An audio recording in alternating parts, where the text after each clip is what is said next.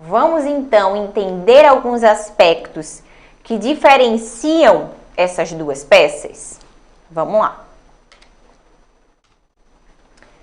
Mandado de injunção versus ação direta de inconstitucionalidade por omissão. Vamos lá. A Denise colocou legitimados distintos. Sim, esse é um ponto. Vamos analisar. Olha só, Denise. O mandado de injunção integra o sistema difuso. Lembram? É um processo subjetivo. No mandado de injunção, você vai tutelar o interesse subjetivo de um autor. Então, o enunciado vai te trazer, que diante de uma falta de norma regulamentadora, alguém já está tendo o seu direito ali violado, tá? Então, vejam só, tem esse ponto, Tanto no MI como na ADO, estaremos diante de uma falta de norma regulamentadora, Só que no MI, a gente vai ter um caso concreto. Vai ter um interesse particular já do autor, alguém que já está tendo o direito ali violado diante dessa falta de norma regulamentadora, tá?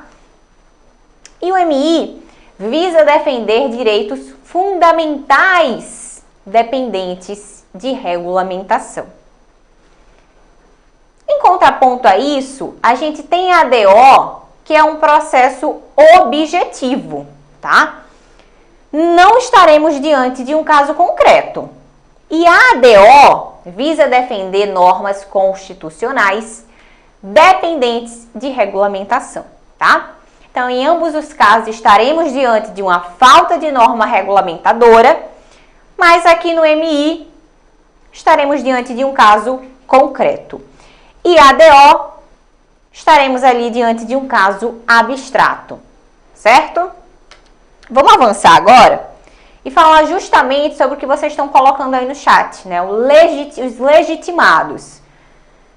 Aqui no mandado de injunção, a gente tem no MI individual, temos como legitimados, vou colocar aí na telinha para vocês, olha só, qualquer pessoa, seja ela natural ou jurídica, nacional ou estrangeira, cujo direito dependa de regulamentação. E no MI coletivo, olha os legitimados do MI coletivo, presta atenção. Partido político com representação no Congresso Nacional, organização sindical e entidade de classe ou associação legalmente constituída e em funcionamento há pelo menos 1 ano, em defesa dos interesses de seus membros ou associados, tá? Então, esses aqui são os legitimados do mandado de injunção. Já na ADO, a gente tem aqui como legitimados universais, ou seja, que não precisam demonstrar pertinência temática, que é a relação entre o objeto e as funções ali desempenhadas por esse legitimado, tá? É a comprovação do interesse de agir, pertinência aqui entre a matéria do ato impugnado e as funções exercidas pelo legitimado, Bom, legitimados universais, que não precisam demonstrar essa pertinência. Presidente da República, Procurador-Geral da República, Mesa do Senado Federal e da Câmara dos Deputados, Conselho Federal da OAB, partido político com representação no Congresso Nacional. E os legitimados especiais, que são aqueles que têm que demonstrar pertinência temática, nós temos governador do Estado e do Distrito Federal, mesa de Assembleia Legislativa e da Câmara Legislativa do Distrito Federal e confederação sindical ou entidade de classe de âmbito nacional. Então, vejam, os legitimados, a gente pode tirar dúvida aqui utilizando os legitimados? Pode, O Glauber até colocou aí que um uma das principais diferenças é aqui o legitimado, né? É uma verdade? Sim, é uma verdade, né? É importante buscar aqui essa questão do legitimado para comprovar se realmente seria o caso de um ADO ou se realmente seria o caso de um mandado de injunção. Mas tem um detalhe. E se o legitimado for um partido político com representação no Congresso Nacional? Complica a sua vida, né? E aí? Como sair dessa situação? Porque o partido político com representação no Congresso Nacional é legitimado aqui da ADO e é legitimado também do mandado de injunção, né? Olha ele aqui. E aí? E aí que se o enunciado trouxer o partido político como legitimado, você vai ficar mais difícil, né? Essa identificação. Então, o que é que você vai fazer? Você vai buscar no enunciado pistas. Pode te trazer que, por exemplo, que é um processo subjetivo. Aí falou em processo subjetivo, processo subjetivo, mandado de injunção. Ou pode trazer a palavrinha mágica, processo objetivo, aí você na hora, matei aqui, ADO, né? Falou, falta de norma regulamentadora. Falou aqui em processo objetivo, ADO. Bom, Fábio está perguntando onde está previsto, né, a necessidade de advogado para alguns legitimados e outros não. Fábio, não tem, tá, essa previsão aqui na Constituição, né? É o entendimento que a gente tem, mas não tem essa previsão aqui na Constituição. Mas eu já adianto para você que normalmente, quando a banca cobra uma ação de controle abstrato de constitucionalidade e é um legitimado que não precisa, né, não tem a necessidade de advogado, a banca normalmente pede a assinatura dos dois na peça. No próprio enunciado, a banca vai trazer, né? Como já fez no 33º exame, né? Cobrou um ADC e o legitimado ativo era a mesa do Senado Federal, né? Mesa do Senado Federal não precisa de advogado, né? Tem essa capacidade postulatória, então não precisa do advogado. Aí o próprio enunciado trouxe que a mesa do Senado assinaria a peça em conjunto com o advogado. E aí qual seria o seu papel? No final da peça, você não vai assinar só o advogado, né? Você vai colocar mesa do Senado Federal e advogado. E a banca pontuou esse item, né? Pontuou essa nomeação dos dois legitimados no fim da peça, tá? Trouxe expressamente isso no enunciado, então é importante que você leia com atenção, né? E mencione lá as duas assinaturas, que a banca pontuou isso. Uma excelente pergunta. Bom, pessoal, vamos seguir então com uma questão, tá? Vamos seguir com uma questão aqui para que a gente identifique. Vamos fazer a leitura? Olha só.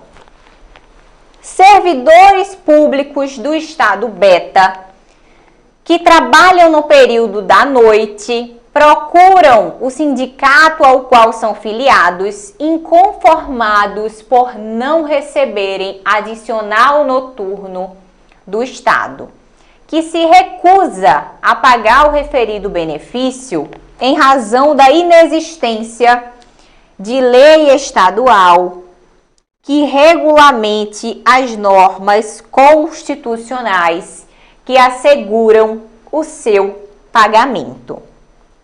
Então, vejam, esse primeiro parágrafo aqui traz que os servidores públicos do Estado Beta que trabalham no período da noite procuram o sindicato ao qual são filiados e estão inconformados porque eles não recebem adicional noturno do Estado. E o Estado se recusa a pagar esse benefício porque não existe lei estadual que regulamente as normas constitucionais que asseguram o seu pagamento. Vamos seguir a leitura. O sindicato resolve, então, contratar escritório de advocacia para ingressar com o adequado remédio judicial a fim de viabilizar o exercício concreto por seus filiados da supramencionada prerrogativa constitucional, sabendo que a previsão do valor de 20% a título de adicional noturno no artigo 73 da CLT. Considerando os dados acima, na condição de advogado contratado pelo sindicato, utilizando o instrumento constitucional adequado, elabore a medida judicial cabível. E aí, pessoal, qual seria aqui a medida judicial cabível? Vejam só. Vejam só. Olha os destaques que eu fiz. O enunciado traz, fala da inexistência de lei estadual que regulamente normas constitucionais, Então, aqui, a gente está diante de uma falta de norma regulamentadora, de um comando constitucional. Estamos diante, então, de uma omissão constitucional, tá? E percebam que há um caso concreto aqui. Há um caso concreto, porque os servidores públicos do Estado beta estão tendo esse direito já violado e estão inconformados por não receberem esse adicional. E mais do que isso, o enunciado traz expressamente as palavras remédio judicial, exercício em concreto. Então, percebam que o enunciado vai te dar direcionamentos, vai te dar dicas dessa identificação, Galera tá aí, detonando no chat, Andrés, Leandro, Denise, Regina, Condomínio Monete, Fernanda, A galera tá aí detonando. Mandado de injunção. Muito bem, pessoal, mandado de injunção. E o Leandro muito bem colocou aí, caso concreto. Perfeito, perfeito. Estamos diante aqui de um caso concreto. Mandado de injunção. E o enunciado deu várias dicas nesse sentido, Bom, além disso, temos aqui como legitimado o nosso sindicato, Legitimado aqui do mandado de injunção, certo? Em defesa aqui, dos seus filiados, justamente para proteger o direito ao recebimento do adicional noturno, Mandado de injunção. Muito bem, pessoal. Vamos seguir agora mais uma, Vamos treinar mais uma. Vou colocar na telinha para a gente realizar a leitura, hein? Preste atenção. Olha só. Determinado partido político